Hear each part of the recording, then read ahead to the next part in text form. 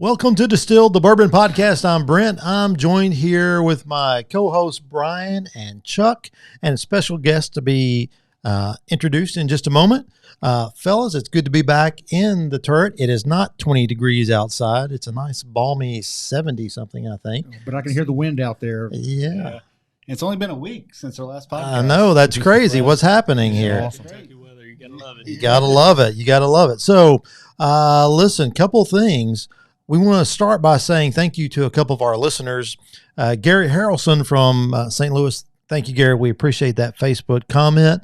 We love you and appreciate the listen. And we really like that Basil Hayden from last episode, right? It was cool. Yeah, I'm going to have to get some of that. Also want to call out a couple of folks here in town, some young entrepreneurs. Yeah, Basil Hayden Dark. Basil Hayden Dark. Basil Hayden Dark. We said it was red or something last time, but it's dark aged or dark or something.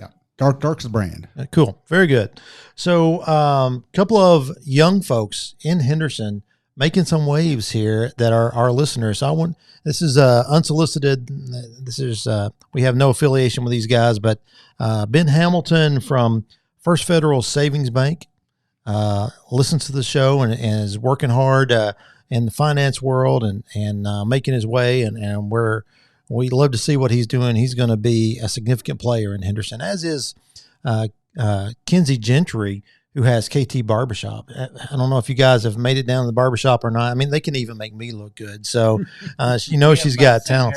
So I know. have to try it out. That's right. Exactly right. So, I mean, she does it all. She has like the little toy tractor that the kids sit on, and then she takes care of old guys like me. So, Kinsey, you're doing great, and we appreciate you. Ben Hamilton's father, Kurt, has been on the podcast before. Kurt, a friend, great friend of the show. Last time the three of us were together, we got to listen to Kurt go on and That's right. and on at the Lions auction, right? Yes, he is he's a big ham is what he is. About a 6'5" ham. Yeah, so the Henderson Lions Club, we had our annual live auction last Saturday night, and Kurt is one of the MCs, and there was some nice product that was donated and made available for auction. You want to talk about that, guys? Sure, yeah. I mean, the biggest hit there obviously was the bourbon. Absolutely. Brent knows all about that. Oh my God. He took the Pappy 12-year for what? Oh, I think the way you described it was you paid twice what it's worth on the secondary market. More than twice, not to. Oh, thank you. It's yeah. So, it's like I said, I didn't intend on buying that. I was trying to drinking probably helped. Yeah, thank you, Knob Creek. Jim Beam, you owe me about $2,700 because I had intended on helping the price. Last year, the 10-year, was it a 10-year last year or was it a 12-year? We had both. Okay. So last year it went for $3,000. And I thought, well, it's going to go for more than that this year. So I was trying to bid up and I had made my last bid. And I think Kevin Herron was ready to be done, and all of a sudden he said, "Going once, going twice." I'm like, "What? Wait!" And now I own one, and that will be repurposed for the Thrive Medical Clinic. We're gonna have some sort of door prize or something, probably at a men's bourbon society. So, well, thanks for your generosity. It goes to a good cause, scholarships and grants to nonprofit organizations in our community. So that's what it's all about. It really is, and you guys raised a lot of money that night. I don't guess you have a total yet, but 39,000, wasn't it? 39,000, including donations. 39,000 in a couple of hours. That's just amazing. It's cool, and it's a lot of fun. Brent's not even a Lions Club member, but he's an active bidder. Right. One of the things we purchased was a one-night stay at a cabin at Farmer and Frenchman Winery. As it so happened, we'd already bought tickets to a bourbon pairing meal at Farmer and Frenchman, and we were socializing with the owners. And I said, "Hey, maybe we can pair that the cabin with the bourbon pairing, and I can really enjoy myself that night." So after the bourbon pairing, we'll walk about 25 yards to our cabin, and life will be good. Those are so cool out there. I mean, it's a beautiful place. If you haven't been to Farmer and the Frenchman, man, you're not going to find a better meal in this county, and it's just a beautiful place, And they have a pretty nice bourbon selection. They do a great bourbon selection, and their wine is also excellent. Indeed. And they're expanding. They're adding on to create more space, which is needed. They're always packed out there. So or dining space. That's right. I think their wedding venue is booked ahead quite a ways. It's just become popular, and because it's a great place. And if you want to eat there, reservations are recommended. Yeah, absolutely. All right, fellas. So we've talked a little bit about what's happened with us in the last few weeks. We've mentioned a couple of folks. What's in the news for the bourbon world? You want to head check? Sure. So 2 or 3 years ago, my wife and I were out on the craft bourbon tour, and we were at Bluegrass Distillers in Lexington, just north of downtown off of Broadway. Very much a hole in the wall. You don't just run across this. You've got to know you want to go to Bluegrass Distillers. Hoses on the floor, and I think they have a cat named Tipsy and so forth like that. We had a real good time. One of the things they do is make a Kentucky straight bourbon out of blue corn, which it doesn't taste blue, but anyway, that's one of their things. And they were talking about moving and opening a new distillery in Midway. I guess that's Woodford County. It's close to the Woodford-Franklin County line. And they broke ground a couple of weeks ago. The governor was there. They're going to open a $8 million distillery on the grounds of a historic farm, Elkwood Farm, the Elkwood Mansion built in 1835, I think. They're going to have a 36-inch column still, which I forget how big their still is now in Lexington, but it ain't a 36-incher. And I believe I read that this would be able to increase their production capacity by 100-fold. Wow. So the Bluegrass brand, in a few years, you might see a whole lot more of that product out there. They expect to open in fall of 2023. So got to head back to Bluegrass. The trend is still going up, right? Yes. I mean, those bourbon dollars are still heading up. I was flipping through Food and Wine magazine, which we get here, and one of the big articles was something about bourbon, and it started with bourbon has gone bonkers, and it's still going bonkers, right? So that's very cool. Yeah. Speaking of it going bonkers, we spoke briefly last week about Wilderness Trail getting bought out by Sazerac. Campari. There you go. For $420 million. Just that insane. All? That's it. They had a contract with Washtaki Holdings out of Seattle for 12,500 barrels, which Washtaki Holdings did not receive. Or they said they didn't receive. They said they didn't receive. So there's a lawsuit pending right now. Typically, lawsuits aren't entertaining, but I found this very interesting read. Fred Minnick published it this morning. So if you want to read more about it, check out Fred Minnick, or we can post it to our page as well so you can read it.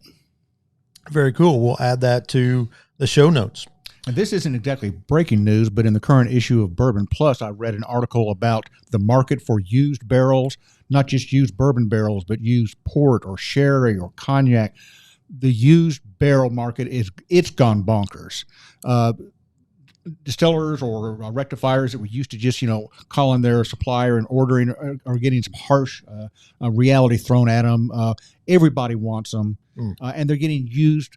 I think in one case, the fellow who was writing, Clay Whitaker, said that he tracked one set of barrels that went from a orange Curacao producer to a big Kentucky distillery to a craft gin producer, and finally to some kind of a whiskey house in Bardstown, a non-distilling whiskey house in Bardstown.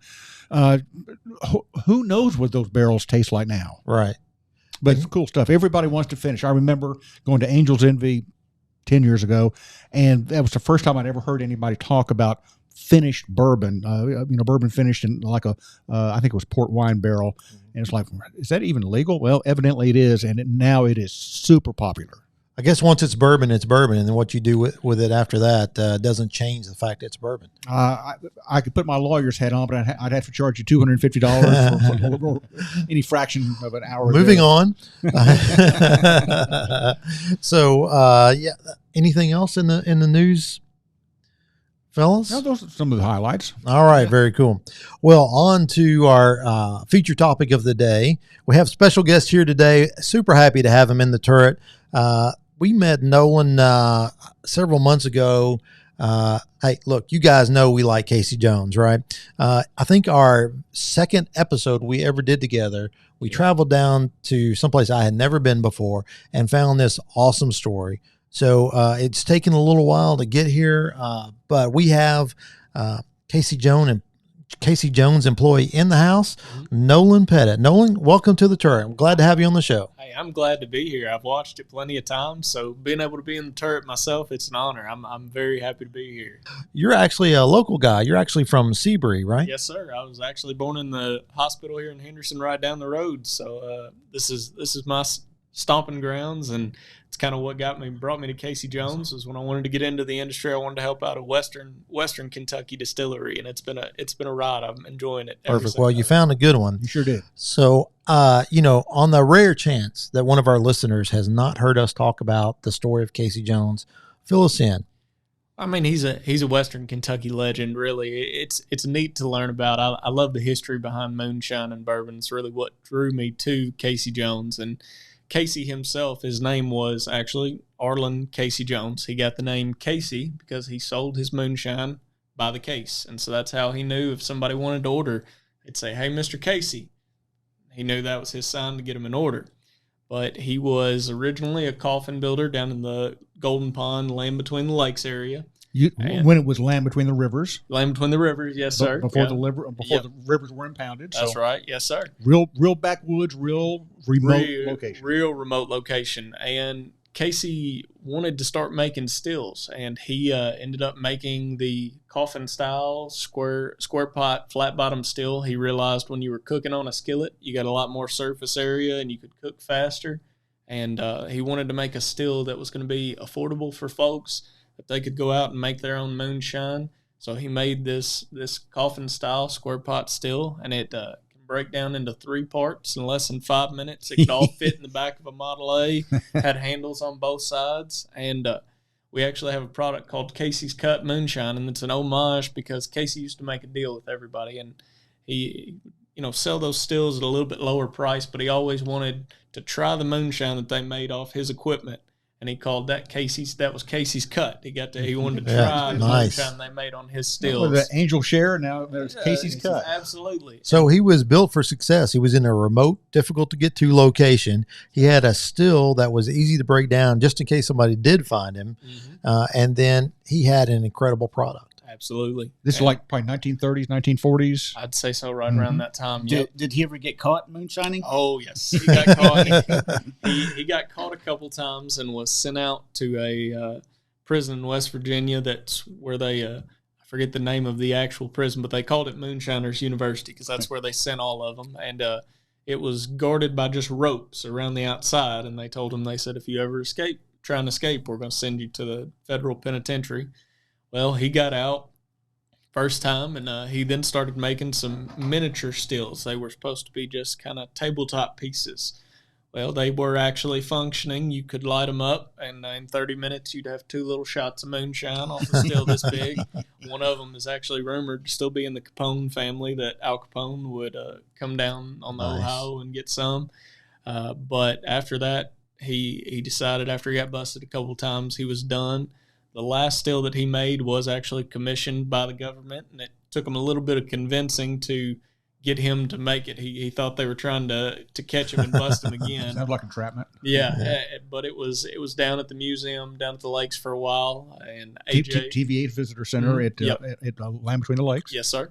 And AJ finally got a hold to that one, and we have it hanging up proudly in our distillery. And our still that we're using at the moment is a handmade replica that AJ, without any blueprints or any kind of writing, he looked at his grandfather's still and made a replica, and that's what we make our products on still to this day. So AJ started cooking just for fun, right? Yes.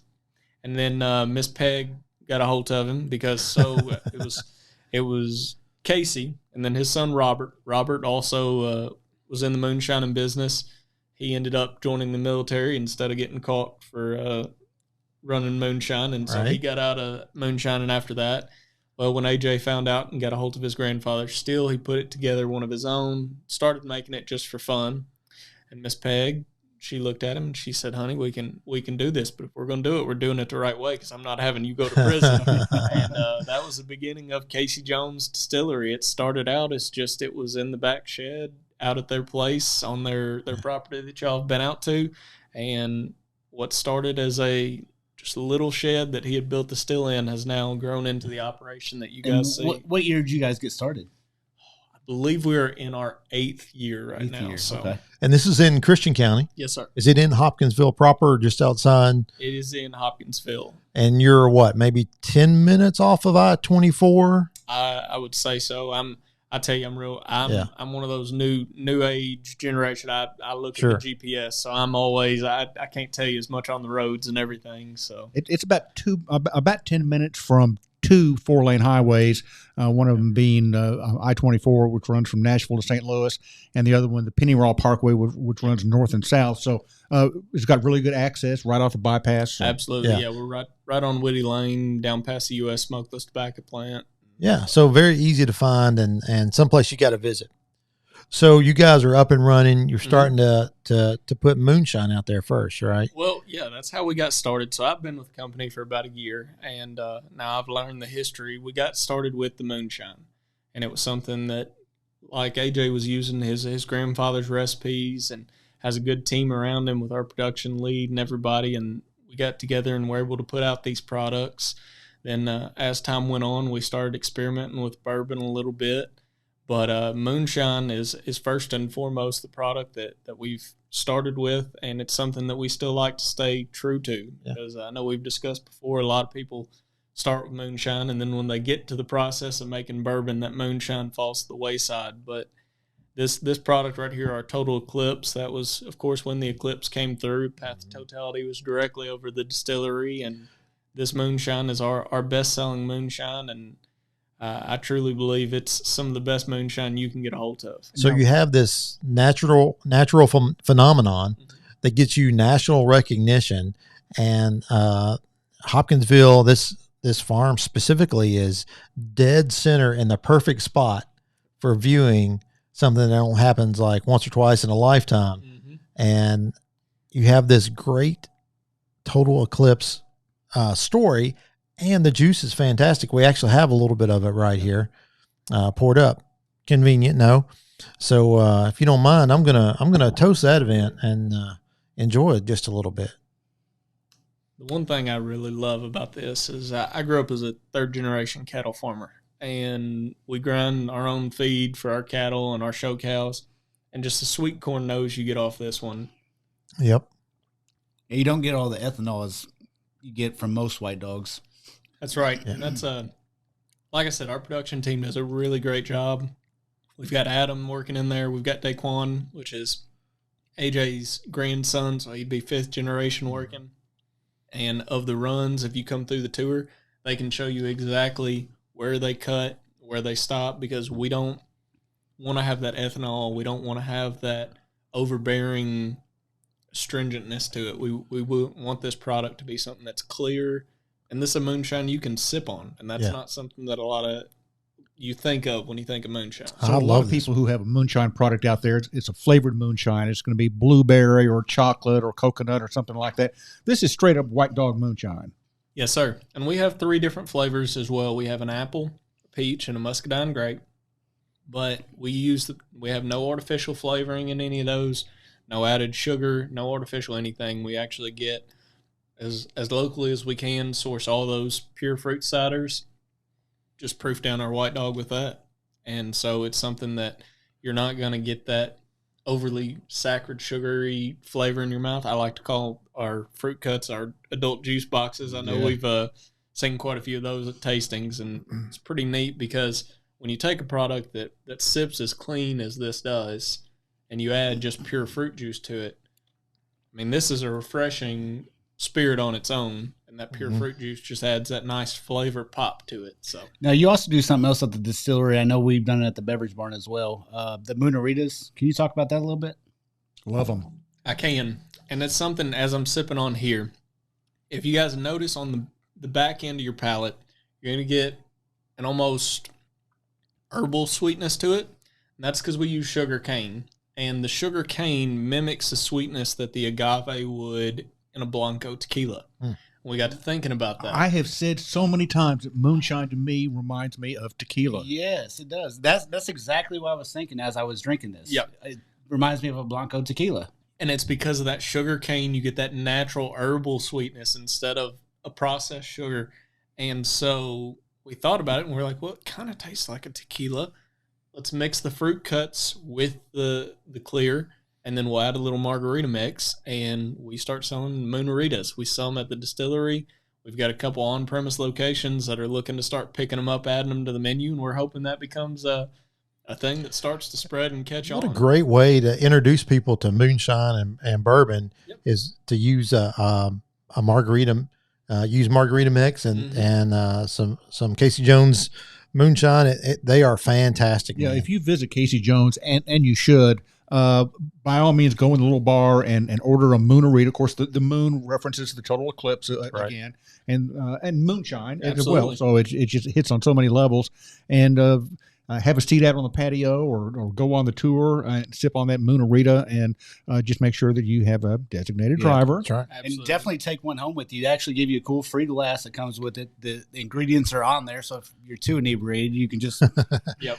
So we got the jug, and it's got the lines on the back, and it'll tell you pour this much clear, this much fruit cut, this much margarita mix, and they're pretty nice. We like to sell those because you can take them on the go. It's something that my family actually went to a cattle show out in North Dakota, and my mom took a jug of that, shared it around with a lot of folks out there. They had never got to experience it, take it on the go. I've had friends that have come down to the distillery and said, "Hey, we're going to the lakes this weekend. Yeah. Let's get a jug of that and mix it up and pour that out while we're on the boat." So is it all self-contained? No, so when you buy the kit, you'll get, of course, your choice of fruit cut, a clear, and margarita mix. And then it will come with a glass jug that will have lines on the back, and you can pour everything into that jug, or you can buy one that is pre-mixed. We have those as well. Say you wanted one, I'd like a peach lime Moonarita. We have those that are pre-mixed in a plastic bottle and sealed for safety. And so you can buy them pre-mixed or a kit to mix it on your own. But when you buy that box, everything you need is in that box. Absolutely. Cool. Yeah, I can see why that would be attractive on a pontoon boat on Lake Barkley. That may have happened once or twice. So you guys are down there killing it. You've gotten started. You've got national attention because of the eclipse and because of the great product. You're up and going, and then three knuckleheads come down and take a look around, and we fall in love with the place. I take my wife back down there a few weeks later. We have lunch overlooking the little lake or pond in the back, and just having a fantastic day. It was so relaxing, and enjoyed the tour. But you guys are rocking and rolling, man. You're growing. We're doing our best, and like we were talking about earlier, I was in Louisville market yesterday, and we're pushing out all across Kentucky. We're in over 35 different states, 2 different provinces in Canada. My boss, he's actually in, I believe, Texas right now. Texas is buying a lot. So the Casey Jones brand is, I like to call us a Western Kentucky brand, but we've grown well beyond that. But we're going to stick to our roots. We're Western Kentucky Distillery, but we got to reach all across now. Well, whatever you're doing is working. You already had to redesign your little gift shop area and where the tasting room is, right? So our gift shop is for those of y'all who might not have been out to the distillery in quite a while. It is over doubled in size, so we can keep more stock. We've got plenty of your favorite spirit. We've got it on a T-shirt. I've got weeded. I need to pick up a double barrel cut one too, and I think I'll have the collection of all of them. We've got 2 tasting bars in our gift shop, so we can have tours, tastings going, the whole 9 yards. It's just a really enjoyable experience. As these guys have talked about, it's relaxing. I can tell you my very first day, you talked about that pond lake out back. That's the exact same thing I did on my very first day. I took my lunch break and went and sat down on the dock, put my feet in the water. And so it's just as great a place to work as it is to visit. So the first time I saw the enlarged gift shop, the original gift shop and tasting room, the gift shop was about big enough to swing a cat in, and there was just one little tasting area, just about enough to accommodate a tour. And so I hadn't been there for a little while, and we walk in Memorial Day 2022. And I just couldn't believe it. It was so big. I thought actually there were more than 2 tasting stations. My wife and I were able to get a private tasting down kind of at the far end, and then there's kind of like an island bar where you all can do tasting. Yes, how many people can you accommodate at that? I know we had a tour of, I want to say almost 20 that came through, that we could fit 20, 25 plus around that big island, and so that way It's really neat the way it's set up. Everybody's facing in, so whoever's doing the tour, we got all our spirits in the center. You can kind of walk around, show everybody, pour out samples. We got chocolate pairings and got little cards that you can kind of make notes of, all right, this is the one I liked, this one, so that way once you're done, because as you guys can all attest, we have quite a few spirits to taste when you're in the gift shop. So we got cards so you can remember which one was your favorite, so that way you can make sure to take a bottle. And the friendliest people on the planet work there. I just couldn't believe it. Our team is amazing. That is one thing that I absolutely love, whether it be our production, our guest services staff, our executive team, everybody works together like a big family, and we have fun with it. And we want to pass that along to our customers so they have fun and experience it. We don't want it to be a stuffy experience. We want folks to be able to interact, enjoy the product, and feel relaxed. I don't think I've been down there a single time where I didn't run into Peg and or AJ and just at least got a hello, and usually it's a little more than that. But what a great couple of folks. And that's part of what makes it so great is they're so hands-on, and they want to be a part of that, and they want to make sure that everybody feels welcome, because in essence, this is the Jones family's legacy right here. Right. Casey, AJ is carrying on his family tradition here. So there's a lot of heart and effort that goes behind that. And that's something that everybody that works there, we all believe in. We all back 100%. And so when you come in, we want to treat you like family because we're working as a family. So you guys have some big new things that are happening. There's construction going on at Casey Jones. There is. So as you guys, when you've been there, you've seen most all of our work has been done off of the still that AJ built that was replicating his grandfather's. Excuse me. And we have actually went under a $2 million expansion. Got a whole new production line set up. Got a brand new rick house built. We've already talked about the gift shop doubling in size, but our new rick house is 7,000 square feet. Going to be able to hold 3,000 barrels in it. Nice. Wow. Got the ricks up on both sides of it now. It's beautiful. I don't need more than 4 or 5 of those barrels. Hey, we could hook you up with them. I tell you come on down and we can make that happen. But we've got those barrels up there, and we're looking at hopefully producing about 700 barrels annually. And so about 2 a day. Yeah. Close to, yeah. I mean, and that kind of pairs with, on our production line, we have 2 brand new stills. We're not going to be operating off the handmade still anymore. Right. We partnered with Specific Distilling, and they were able to hook us up with a 1,000-gallon hybrid pot still. It is beautiful. I was on the truck whenever we were unloading it, very carefully unloading it. Who put the first ding in it? Nobody did yet, and knock on wood, it will not be me. So that's but it was. We got that thing out, and it was just beautiful to see. It's going to have over 150-plus gallon output on it, and it was something really neat. But what I'm most excited about is we've had a press release. You may have seen it online. You may have seen pictures. If not, come down to the distillery and see it. We wanted to keep the square pot still because it's such a piece of history, and it's such a piece of our history especially. And we could not find anybody that was, wanting to work with us on that. And Specific contacted us and got to talking, and they ended up making a 200-gallon still that has been dubbed the Grandfather Still. Has a plate on the front called the Grandfather Still, but it is a square pot still that has been updated to the highest specs that you can get on a still nowadays. So it's taken the original vision of what Casey had and updating it to keep up with today's production standards. But does it have biscuit seals on it? It does not have the biscuit seals. I know that's it's pretty neat. Daquan's probably pretty upset about that. Daquan does a good job of those biscuit seals, and he does. That's a neat piece of history too. It was something that fascinating to see. I never learned about until I got into the distillery and was working there. That biscuit gasket, just flour and water. You'd press it around the edges, and it kept all the steam from escaping. But if you had too much buildup, of course, you didn't want your still to blow up.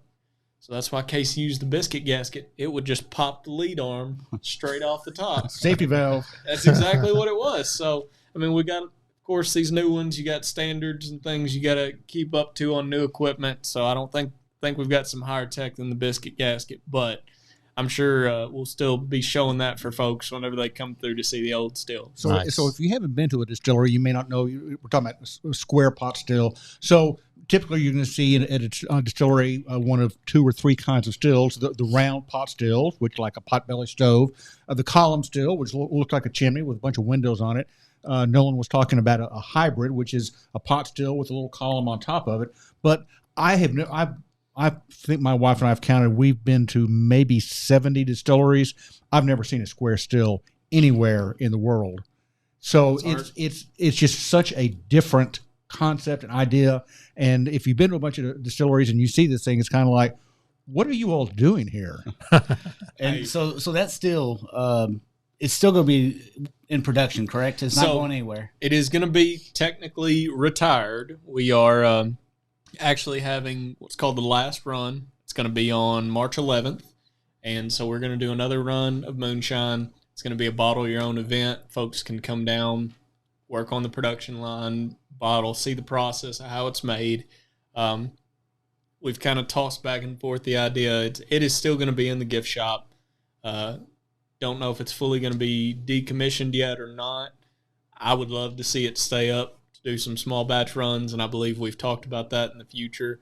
But it will not be our primary still that we're making everything off of. And that anymore. was built by AJ himself, correct? That was built by AJ himself. Man, I sure hope I get to see it every time, even if it's not in production. I mean, it's just like a museum You'll piece. always be able to see it. That is one thing.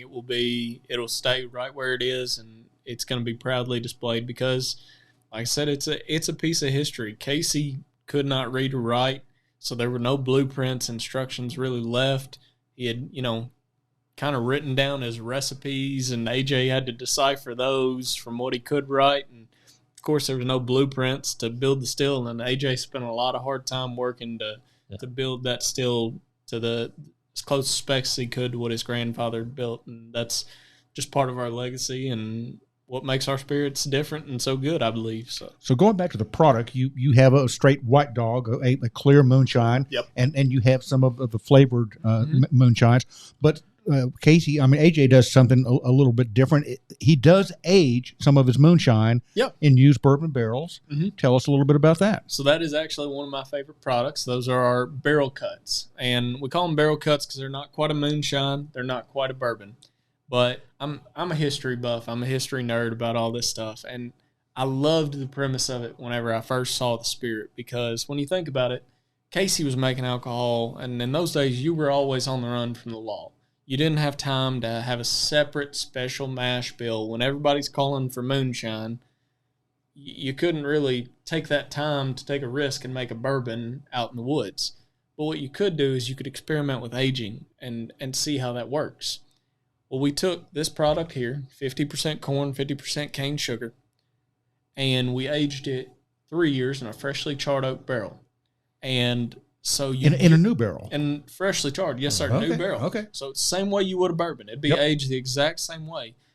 And it's really neat because it gives you this really nice oaky front. You get those bourbon notes. You do. But on the backside, you get almost a butterscotch finish because it lets that sugar cane start to age and mature more. And then you really see it in the double barrel. And so we take that single barrel product. It gets aged 3 years in a freshly charred oak barrel, then harvested. Then part of that, we will take and age in a used bourbon barrel for an additional year to get our double barrel. And that double barrel, that just one additional year of aging, making it a 4-year product, you get the same kind of oaky, that nice subtle smoke on the front, but then almost a caramel finish on the backside. And it's so sweet, but it's just where that sugar cane has been given the chance to caramelize and mature during that aging process. Because, of course, with our bourbons, we don't have true sugar in there. There's sugars, of course, in the grains, but just to have sugar cane in there, something different and really cool spirits. So you say that AJ is using half of a corn mash and half sugar. In Casey's day, would it have been all sugar probably?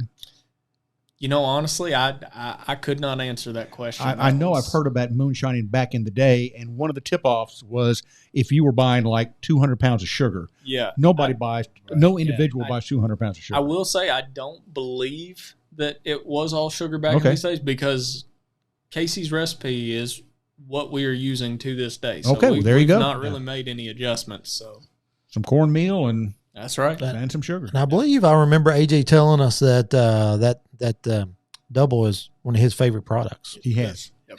Now, is that the one that won several different awards? Yes, that was the one that won platinum in the Ascot Awards with Fred Minnick, and so we were really happy. Our Kentucky Straight has won a few double golds with the Heartland Whiskey competition, a few other ones like that. Our White Label has won a silver and bronze in the same competition, but then we sent our barrel cuts up to the Ascot Awards, and they got platinum award with Fred Minnick out there. It's really neat. So you also have a relatively new product. We do. The Wheated. Yes. Is that was your latest? So our rye is our most recent. Okay. And then but the Wheated came out. Both of these have come out within the past year since I've been working there. And you know, my glass is empty, so Mine if you is don't too. mind, Yeah. hand me that Wheated. We'll go ahead and pour those, and I'll talk a little keep bit about talking, it. yeah. So the Wheated bourbon is something. It's, besides the double barrel cut, probably my second favorite product on the line. And it's because I like to refer to rye and wheat as almost the yin and yang of bourbons and whiskeys. For sure. You get that natural sweetness, almost a honey-like finish out of these wheat products, whereas that rye is going to give you that nice pepper, that nice complexity and spice. And everybody was after wheated bourbons for a while there. And we wanted... Blame that Sazerac. Yeah. Hey, I won't blame it on them. I'll thank them for it, because this product's been highly successful for us in bringing wheated bourbons.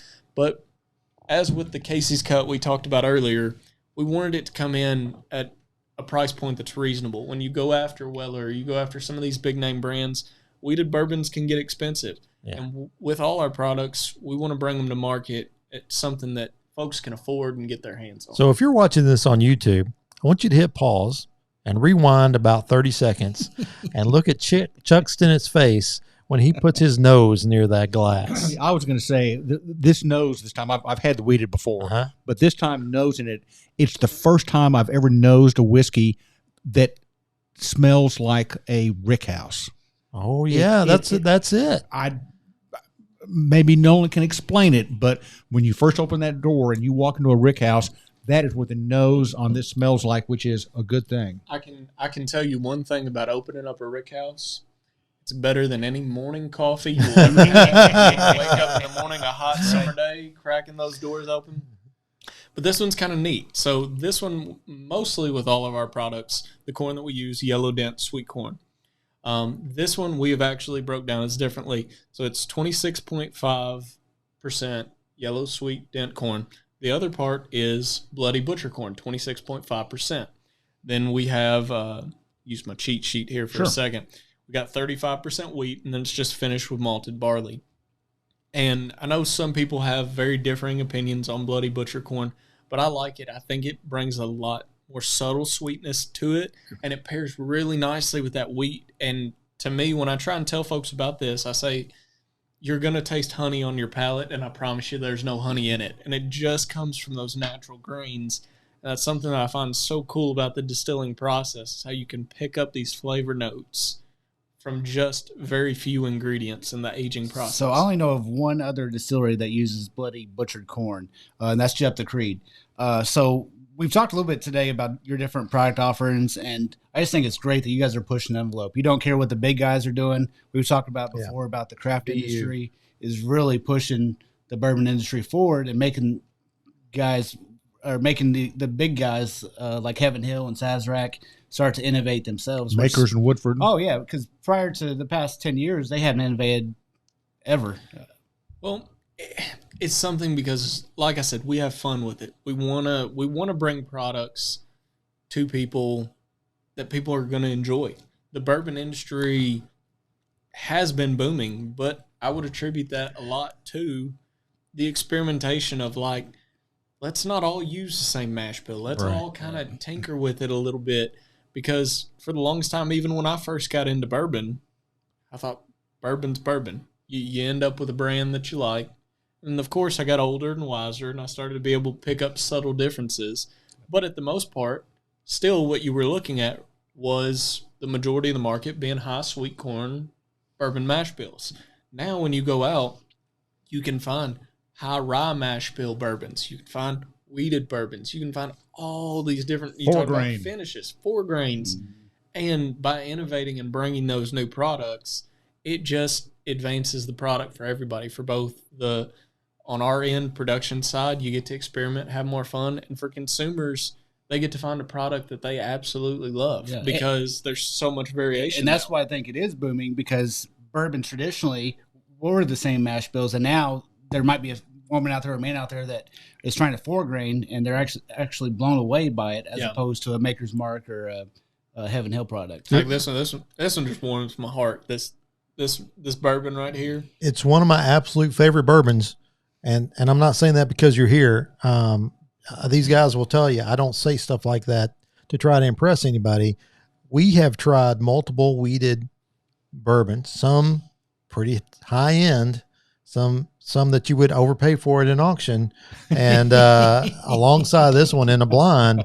And this one was right there, if not better than many of them. We did do a blind tasting with Casey Jones. Yes, we did. That was the rye. Very well. Peerless and Sazerac. Yeah. That was. I think we tasted 8, and it was in the top 4. Yes, it was. It might have been number 3. Sazerac rye was towards the bottom. Yeah, it was. That was, and we appreciate that's something that it warmed my heart knowing you guys were from Henderson when I found out about this, because like I said, I work in Hopkinsville, but I grew up in this area. I live in Seabury. So it's really neat, my neck of the woods. And so whenever I was able to go back and be like, hey, those are my people up there. There you go. And so I'm enjoying being up here and being able to share the story with you guys, because I've seen your podcast. I know you guys have the enthusiasm the same as I do about the history and about the craft distilling. And so it's really neat. That's what I love about my job in sales is when folks ask what I do, I say I pour drinks and make friends. Yeah. And that's basically what I do. I'm going out and getting new stores to pick up our products. You meet folks, and when the juice is this good, it sells itself. You don't have to be a good salesman. And the good thing about this juice is it's on the shelf. Absolutely. You can actually find it. Yeah. You can find this every day, and you don't have to take out a loan. Very reasonably priced. Some of these craft distilleries that are so ambitious, I've said it before on the show, I just admire so much. The ones who are really ambitious, I think someone said, pushing the envelope, trying new things, putting a variety of product on the tasting bar. Casey Jones is like that. Nearby MB Roland, and also I guess it's still in Christian County. Mm-hmm. Yep. Just a few miles away. They do that, especially like with their dark fired whiskey. Spirits of French Lick, where we went up and did a podcast. That madman, he does some cool, amazing things. He throws brandy into the mix, and no one will have ever heard of this, but I will give a shout out to Sugar Mill Distillery in New Smyrna Beach, Florida, where we will be March 11th. Sorry, man, we can't be down there. We're going to be in Florida at that time, but we're going to go back down to Sugar Mill. Again, a guy who quit a career and just pursued his passion and is fearless and will try anything. I love visiting and tasting that kind of stuff. And Casey Jones is at the absolute top of the list. Well, I'll tell you, and you guys are welcome to the distillery anytime, you know that. But you brought up MB, and I wanted to bring a great point. We also, so we're part of the Craft Distillery Tour. That's we're right. part of the Kentucky Bourbon Trail. Yep. But we also have what is called the State Line Bourbon Tour. Yep. And so that is us, MB Roland, and Old Glory Distillery in Clarksville, Tennessee. Yep. And it was just an initiative we put together to kind of bring more focus to these craft distillers over in Western Kentucky. Traditionally, a lot of bourbon folks think it's only in that Lexington, Louisville area. But with our deep, rich roots in moonshine and distilling in this part of the state, it makes sense to try and bring a little more. And that's a tour you can do that hit all in one day if you complete it. Doesn't matter when you start or when you finish. If it's one day or over a year, you'll get a little stave and a shot glass from each place. It's a State Line Whiskey Tour. But you bring up, there's so many awesome distillers over in this part of the state that are advancing, and we're just honored at Casey Jones to be considered in that conversation and have our products kind of out there for folks to be able to enjoy. So my wife and I had completed the Kentucky Bourbon Trail a few times. We got the T-shirt or whatever the prize was, and then we did State Line and discovered that you got a shot glass from each distillery and the cute little stave, and we completed that tour. And that was what inspired us to go on to complete the Kentucky Bourbon Trail craft tour, where you get a medallion and a stave as well, and so forth. But it's a favorite little bits of memorabilia from. Before we get too far away from craft distilleries, let's mention Bard too, because they are going to do some amazing things down there, and they've got some great juice already happening, and those guys are talented with what they've put together so far. Just down the road from Casey Jones. So you could probably hit 4 in one day, I think. Probably could. Yeah, Bard did a special commemorative bottle in memory of the late John Prine, the late great John Prine, and made a point to rush down there that Saturday and pick up a few bottles. Brought one, I believe. Yeah. I actually have a bottle myself of when they were first starting up. They ran their clear cut.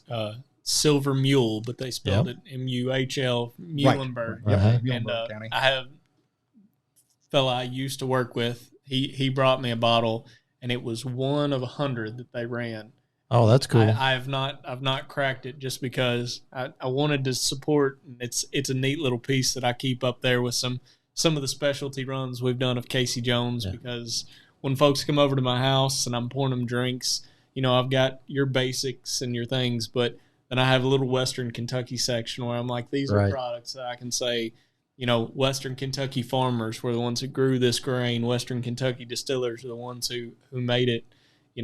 That's something, a point of pride for me, that I get to show folks off whenever they come around. I agree. I love it. Well, let's talk just a second about your latest product, the rye. Holy moly, what a good rye. I mean, now, everybody knows I'm a Peerless fan. I love Peerless. This is some fantastic rye. I'm not quite ready yet, Brian. I gotta finish this wheated. But I don't know how to describe it. Smooth. There you go. And the only reason I say that, and I don't mean to cut you off, is I will be the first to admit I was not a rye fan.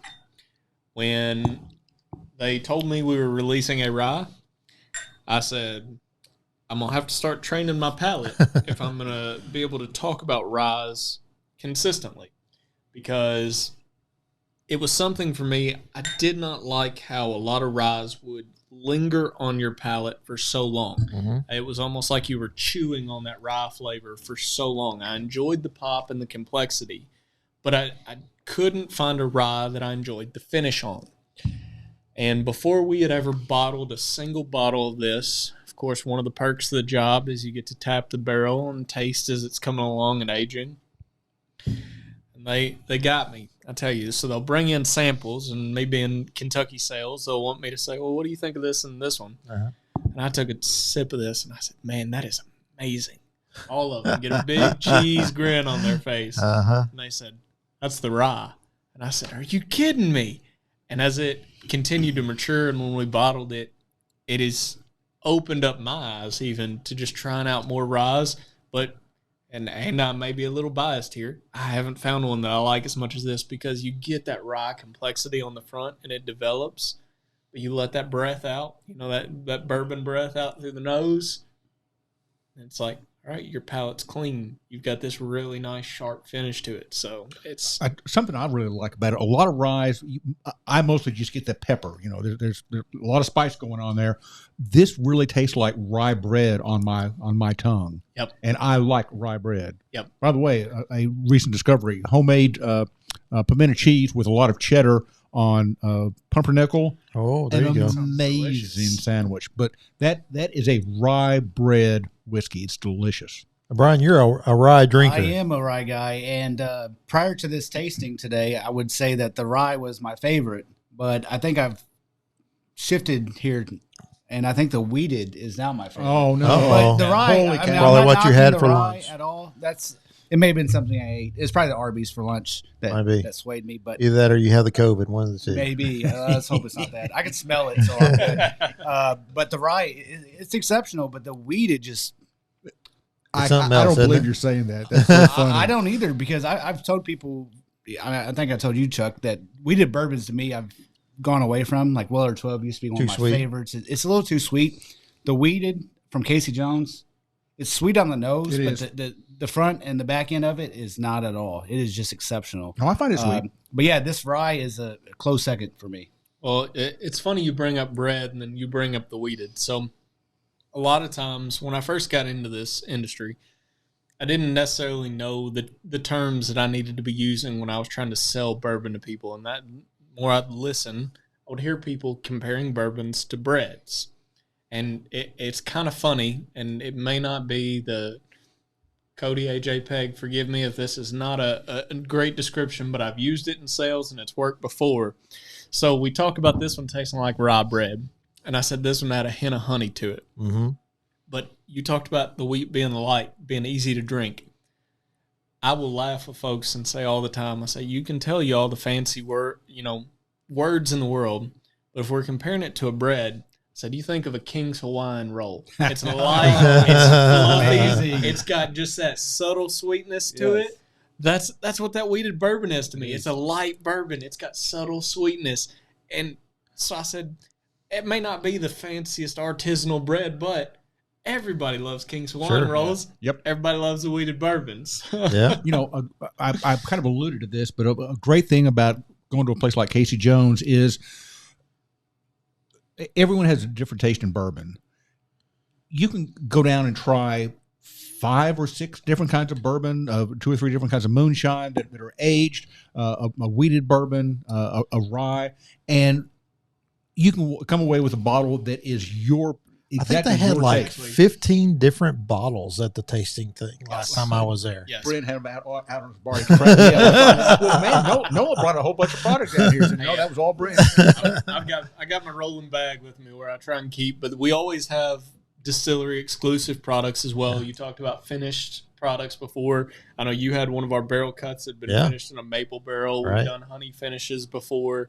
So there's always reason to stop by the distillery, and not just for distillery exclusives. I know we talked about events and great concerts and everything else. Great concerts. Casey's Till Late. It's going to be rolling around here soon. It's going to be Friday and Saturdays. What we do with those, distillery stays open till later in the evening. We bring out food trucks. We bring out live music. So there's going to be food. The bar is open. You can come around. You can see the distillery, listen to local musicians play. And bring your back chair. Bring your chair. And, I mean, during the summertime, we've got that lake, that pond. It's stocked out back. And so it's catch and release. But you come out there, we've got catfish. We got bluegill. We got bass. And so it's just a fun place. We're dog friendly. We're kid friendly. We want folks to be able to come out and experience this part of Kentucky history, and we're glad to be able to be blessed to have a spot where we're able to share that with so many people. I was talking about that you're so close to a couple of expressways, I-24, the Pennyroyal Parkway, but when you're on the grounds at Casey Jones, you're out in the country, buddy. Yeah. Right. Yes, sir. You are out in the country, under the stars. I say this in the nicest sense of the term. It's a real down-home place. I love hanging out on the patio. I've not been down for music before, but it's there's distilleries out there that are super industrial and a lot of computers and they make some great product. Casey Jones is a kick off your shoes, come off the lake. Yeah, but incredibly clean. Oh, sure. I remember talking to Peg. I said, how many people do you have working for you? Because this is the cleanest place I've ever seen. And she was very quick to say, if they're not working, they're cleaning. That's right. Well, I think I've heard her say that. It's part of, like I said, the atmosphere that we really want to convey there. Because to me, bourbon, with its expansion, had become almost this thing where bourbon, you kind of put your nose up when you talk about bourbon. Yeah. But bourbon's true roots, especially in Kentucky, they came from guys who were making products like this. You were making it out in the woods. You were aging it. This was a drink that Kentucky farmers developed and made into something that's lasted so many years. And that's why I love every one of these bottles. You see a Kentucky Proud sticker on the side there. We're supporting Kentucky agriculture and Kentucky folks. So when you come to the distillery, we want it to feel like home. We want it to feel like a spot where you can relax, kick your shoes off, have a good time, have a drink, because that's what bourbon's meant to me. That's what bourbon is meant to be. Amen and amen. Yeah. So if you want good bourbon, you want good moonshine, you want good in between, you want great margaritas, a fun place with fun people. Casey Jones, man. How many times have we said it? I don't know. And just to underscore it, we get nothing free from Casey Jones. We don't. They're not our sponsor. 1 hour from Nashville, more or less. Yeah, right at About 3 hours from St. Louis. about 3 hours. Yes, sir. Maybe 3 hours from Louisville. I just made that drive yesterday, so yeah, that one would be, yes, sir. More or less. So More or less. On the way to the lake. Yeah. On the way to Nashville On- from here. on your way to You the pass lake. it all the time. And that, like you said, so many other little distilleries around there. I'd really encourage you guys to come out and visit just because it's a neat experience. You know, it's not an expensive tour to come out and do. We have tastings, we have chocolate pairings, and just to see the process of how everything's made it's really, we love to include people in every step of the process and show them exactly what we're doing. We want to be transparent. You know, we're not sourcing any of these bourbons. We're not doing anything like that. We really love sharing that experience with folks. So it's something that's really special to us. And if you can't get down there, you can get the Beverage Barn. Is that right? That's Get right. the Beverage Barn, absolutely. Yeah. I think you have all of these products on the we shelf. definitely have all three of those. I think since Nolan's come on board Yeah. with Casey Jones, we've expanded our Casey Jones selection quite a bit because every time he tastes it, we sell out. Yeah. So then we bring something new in and it sells out. So definitely try Casey Jones Distillery and get down there if you can. So we talked about it being affordable. What does the rye sell for? What does the wheat sell for typically?